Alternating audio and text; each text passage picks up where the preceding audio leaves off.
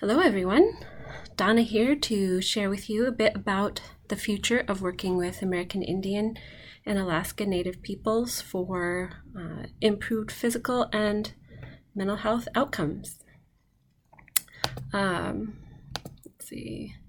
It's clear that the indigenous people of the United States experience profound social and cultural changes. So you're thinking about the epidemics, the forced relocation, cultural colonization, and genocide. And we've seen how the historical, and even present-day traumas upset the balance in the lives of American Indian and Alaska Native peoples, and then manifest through subsequent generations as those persistent physical and mental health disparities. So that idea of the historical trauma being internalized and then coming through the generations through the intergenerational trauma, leading to the health disparities. And the disparities have persisted despite many efforts from highly regarded elite professionals and funding from the government agencies. You think about Indian Health Services, that sort of thing.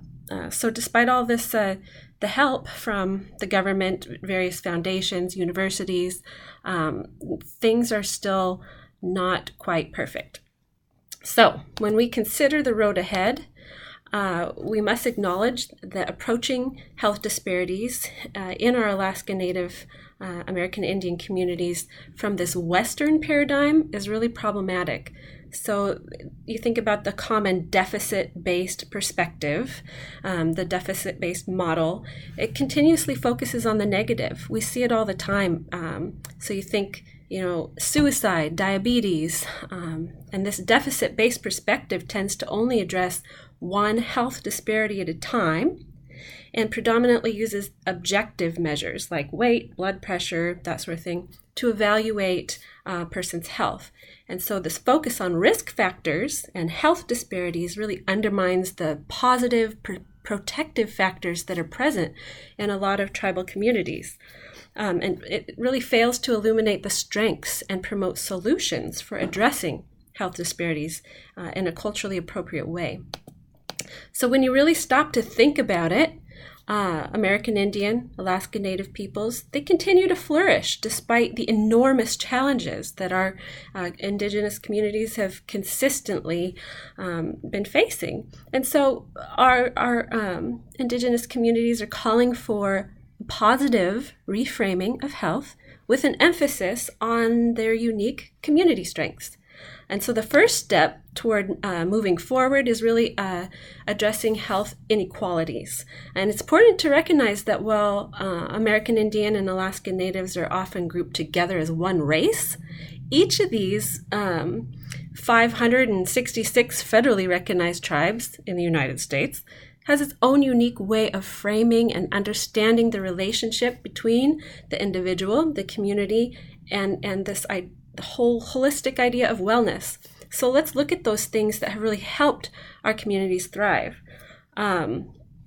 I did include a poem to help contextualize here, but I'm going to skip it just in the interest of time. Instead, I'd like us to ponder how it is exactly that people and communities overcome horrendous traumas and persistent inequalities.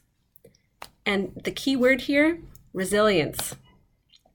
We've all have an idea of what resilience is, what it involves, and those ideas likely include some kind of capacity of a person to overcome, critical, maybe ongoing challenges. You might think of the phrase bounce back or adapt. And what do we know about resilience? Everyone has it to some degree. A person with good resilience has the ability to bounce back more quickly with less stress than someone whose resilience is less developed. So we know it's required of anyone who wants to survive any dire circumstances or forms of sustained stress, thinking about poverty or discrimination. We also know that the quality of social ties and relationships has a big impact in a person's level of resilience. And that's important to keep in mind as we consider the future for our American Indian Alaska Native communities. What do we know about the connection between Indigenous culture and resilience? Well, essentially, there's a very, very strong one. Our tribal communities have had to overcome, this perception of a defeated people. A lot of people in their culture don't even realize that there are still great, thriving communities out there. Another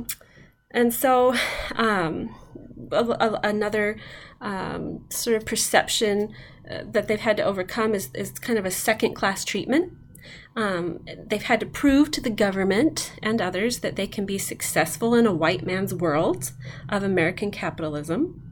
And so this acquired flexibility has enabled tribal leaders and communities to be really powerful examples of how cultures can be resilient and rebuild.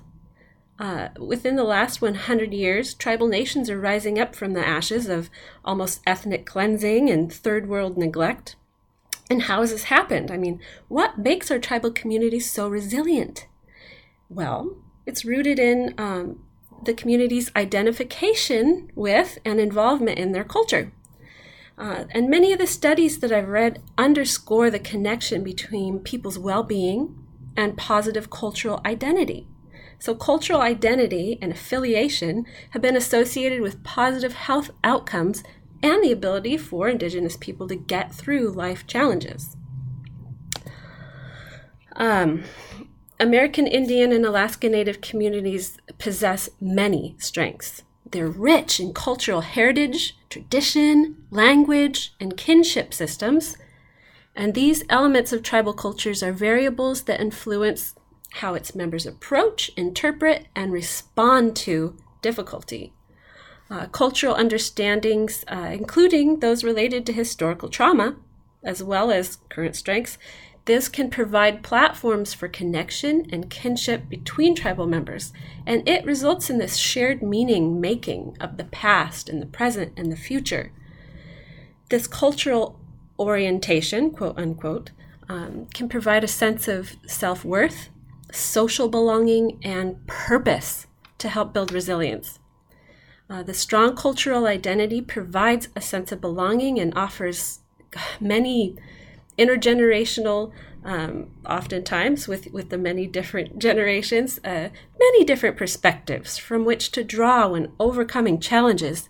You think about the elders mentoring the young ones. And so I'm summarizing here with this wonderful quote from Donald L. Fixico from his writings on Indian resilience and rebuilding.